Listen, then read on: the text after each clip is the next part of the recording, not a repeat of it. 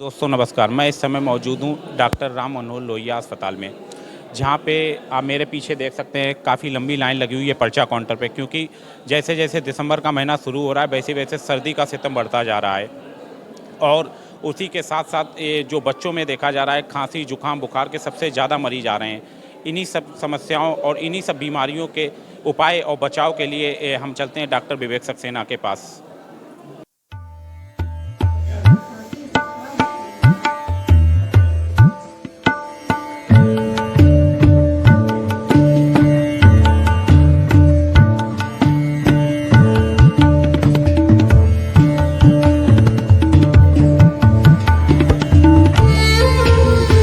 अब उनसे हम बात करके बताते हैं कि कैसे क्या ये जो वायरल फीवर चल रहा है उसके क्या बचाव हैं और क्या उपाय हैं। मैं डॉक्टर विवेक सक्सेना आरएमएल हॉस्पिटल फर्रुखाबाद से बोल रहा हूँ। मैं बाल रोग विशेषज्ञ हूँ। इस टाइम मैं पीकू का इंचार्ज भी हूँ, प्लस एनआरसी का भी इंचार्ज हूँ, प्लस इमरजेंसी पीडियाटिक का भी एनआईसीयू का भी इंचार्ज हूँ। आजकल जो बच्चे जो आ रहे हैं वो खांसी जुकाम और बुखार से ग्रस्त आ रहे हैं और इनको हम लोग 6 महीने से 1 साल 5 साल के 6 महीने 2 साल के बच्चों को ब्रोंकोलाइटिस निमोनाइटिस और viral enteritis viral pneumonia plus viral diarrhoea, आजकल विथ निमोनिया पे डायरिया आ रहा है बच्चे। और इन बच्चों में हम देखते हैं कि रेस्पिरेटरी डिस्ट्रेस हो रहा है, सांस लेने में बहुत दिक्कत हो रही है। और माएँ जो होती हैं बच्चों को रखरखाव अच्छा नहीं करती हैं, उसके कारण ये सब कुछ हो रहा है।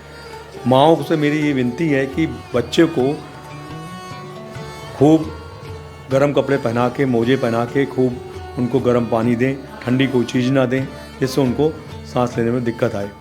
और जो जुकाम वगैरह पहले हल्का फुल्का होता है, बच्चे माएँ ध्यान नहीं देती हैं, उनके अभिभावक उनको कायदे जब हल्की सी अपर रेस्पिरेटरी इन्फेक्शन होता है तो पहले ही डॉक्टर से कांटेक्ट करना चाहिए, तुरंत उनको दवाई मिल जाएगी, तुरंत राहत मिल जाएगी।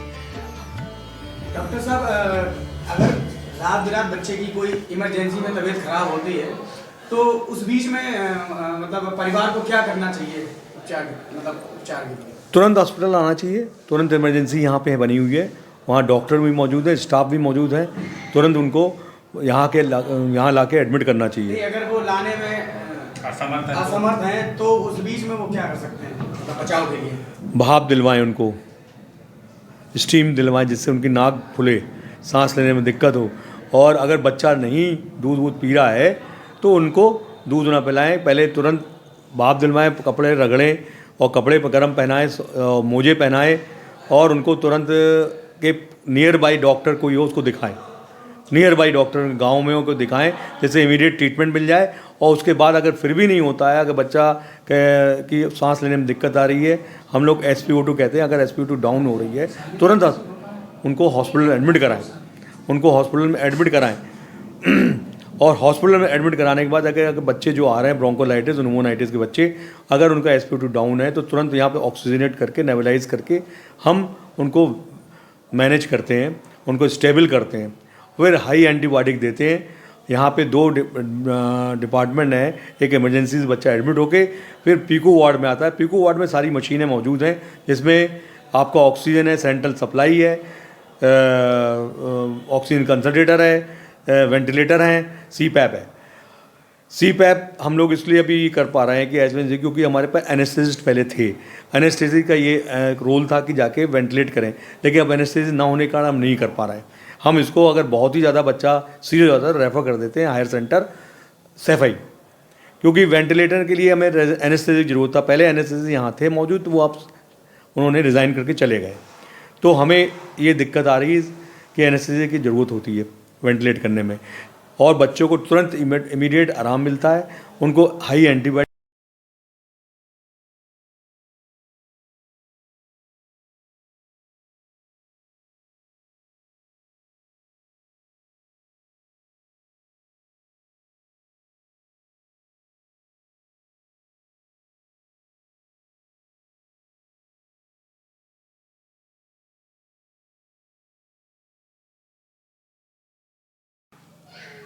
क्या नाम है आपका? ऊषा मिश्रा।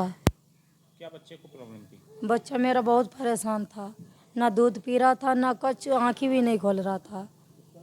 कब इसे एडमिट कराया था आपने? रात अब इसे आराम है? हाँ अब इसे आराम है। कहाँ से थी आप? हम अल्लाहगंज से। अच्छा, वहाँ सबने मना कर दिया सब था? ने मना कर दिया। यहाँ किसी प्रकार के आपसे पैसे ऐसे नहीं लिए गए नहीं भाई हमसे पैसे किसी ने नहीं लिए। पहले से? लेकिन हाँ रिलीफ पहले है? से सही है, अभी दूध पिया है।